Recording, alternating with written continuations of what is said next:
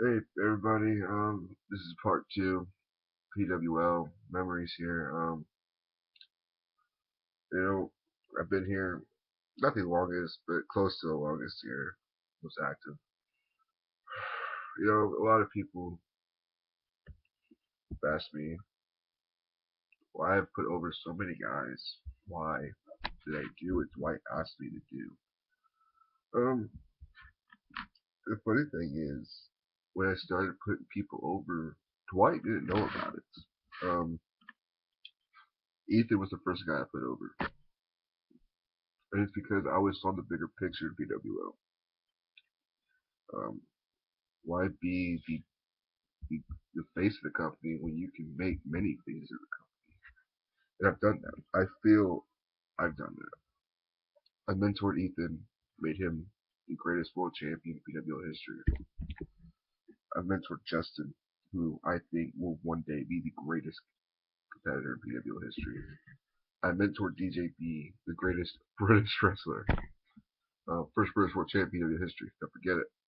Um, my last student, some of you guys do not know, but been mentoring Corey, a good friend of mine, good friend of mine. I signed him when I was the owner, and a lot of people didn't like when I signed him because he wasn't really established anywhere. I mean, but when I saw Corey, he was a very talented guy, very talented. Work on his promos, but very good. Um, I've always liked being that guy that could put people over. You know, whether it was my match at the Rumble with Justin, whether it was Gordon Glory against Brody,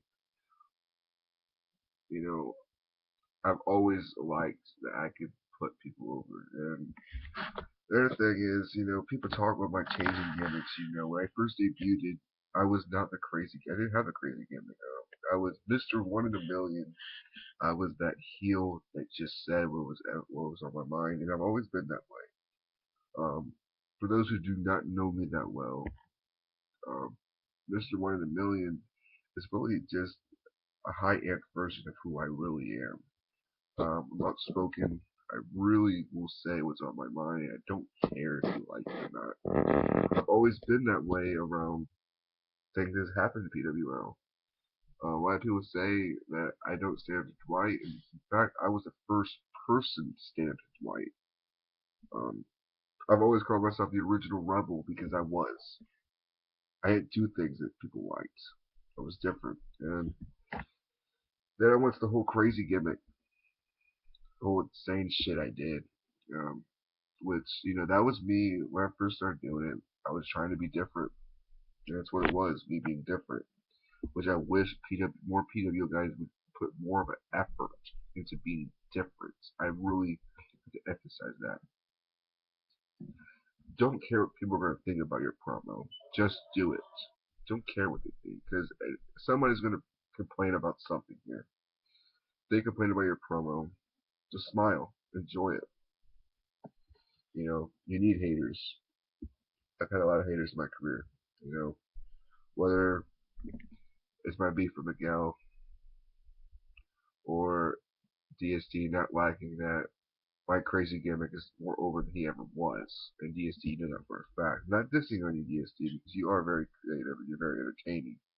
I think you're one of the more entertaining guys I've ever seen in my life. No matter what gimmick you've got, you've made me laugh. Um, I was sitting here to say the greatest moment I ever had was my match with Justin. It was. Nothing's ever going to top that because me and Justin are best friends.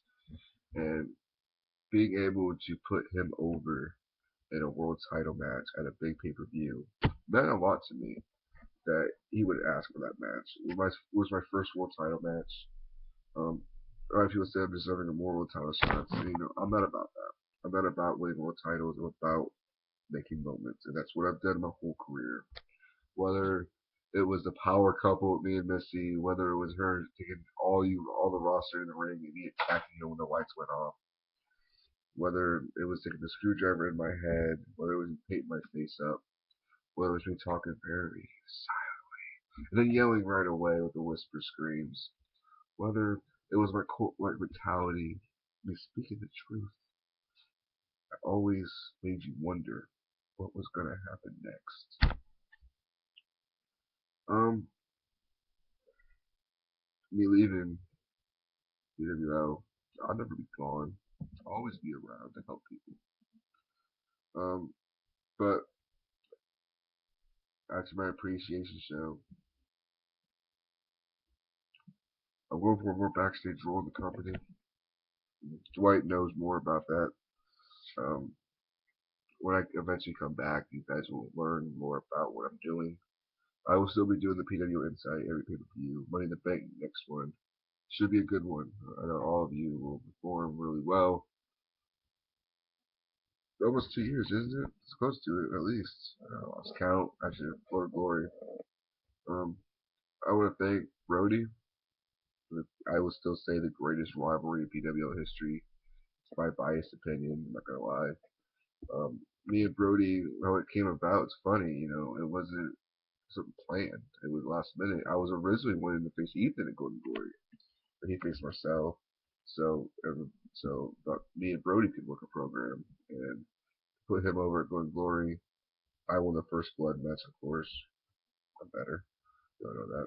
I tripped in the time I won the last man standing match. I couldn't get out. I tripped, scraped my knee. I had pneumonia. Just kidding. But anyways, my appreciation show means a lot more to me. I want to thank Jones, Daniel, Austin, UT, man, whatever you call yourself.